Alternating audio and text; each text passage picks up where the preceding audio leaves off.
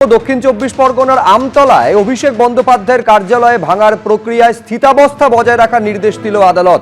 স্থিতাবস্থা বজায় রাখতে বলেছে কলকাতা হাইকোর্ট। পরবর্তী নির্দেশ না দেওয়া পর্যন্ত নতুন করে কিছু করা যাবে না।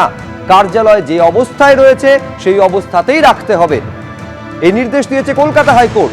গতকাল এবং আজ অভিষেক বন্দ্যোপাধ্যায়ের কার্যালয়ে বুলডোজার চলে। জেলা প্রশাসনের পদক্ষেপকে চ্যালেঞ্জ করে মামলা করে লিপস এন্ড বাউন্স। গতকাল রাতেও এই প্রসেসটা তিনি চালিয়েছেন। আজকে সকালে প্রথমেই হিয়ারিং হয়েছে এবং সেই সময়টা উল্টো দিকের লোকজন আসেননি। তারপরে কোর্ট আবার কিছুক্ষণ বাদে টাইম দেওয়ার পর তারা এসছেন এবং কোর্ট দুপক্ষ শোনার পর কোর্টের মনে হয়েছে, কোর্টের বিচার, যে অভিষেক বন্দ্যোপাধ্যায়ের তরফ থেকে যা বলা হচ্ছে সেটাই এখনো পর্যন্ত নিশ্চয়ই যুক্তিগ্রাহ্য। সেই কারণেই পরবর্তী কোনো কিছুর আগে স্টে যেটা করার, যে ভাঙা যাবে না, বুলডোজার চালানো যাবে না, সেটা তো কে বলছেন? মহামান্য হাইকোর্ট বলছেন। তো হাইকোর্ট বলছেন মানে নিশ্চয়ই অভিষেক বন্দ্যোপাধ্যায়ের যুক্তি যেগুলো সেগুলো তারা গ্রহণ করছেন। আর যারা ভাঙার ক্ষেত্রে যতটা তৎপরতা দেখালেন, তারা তার সাপোর্টে যে নথি বা ডকুমেন্টস বা প্রামাণ্য, তো সেগুলো নিশ্চয়ই তারা আজকে কোর্টে দেখাতে, তার থেকে অভিষেক বন্দ্যোপাধ্যায়ের যুক্তি শক্তিশালী ছিল।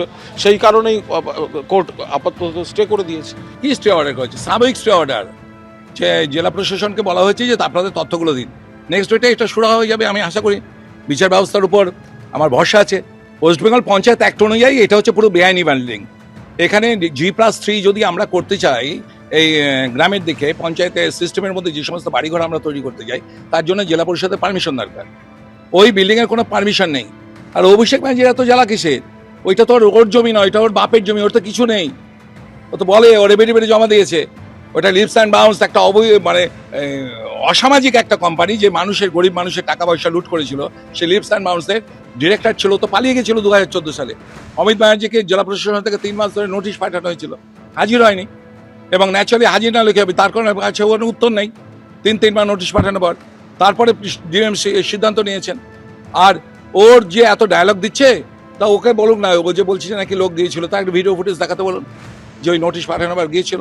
ওকে বলুন যে ও বলছে ওখানে কি চিঠি পাঠিয়েছে, তার কোনো উত্তর দেয়নি। ওকে বলুন চিঠি কপি মিডিয়াকে দিতে। এদিকে অভিষেক বন্দ্যোপাধ্যায়ের বিরুদ্ধে ফের হুমকির অভিযোগ দায়ের হলো। দক্ষিণ চব্বিশ পরগনার বিষ্ণুপুর থানায় হুমকির অভিযোগ দায়ের করেছেন বিজেপি নেতা। গতকাল তার কার্যালয়ে বুলডোজার চলার পর হুঙ্কার ছুড়েছিলেন অভিষেক বন্দ্যোপাধ্যায়। আর আজ দায়ের হলো অভিযোগ।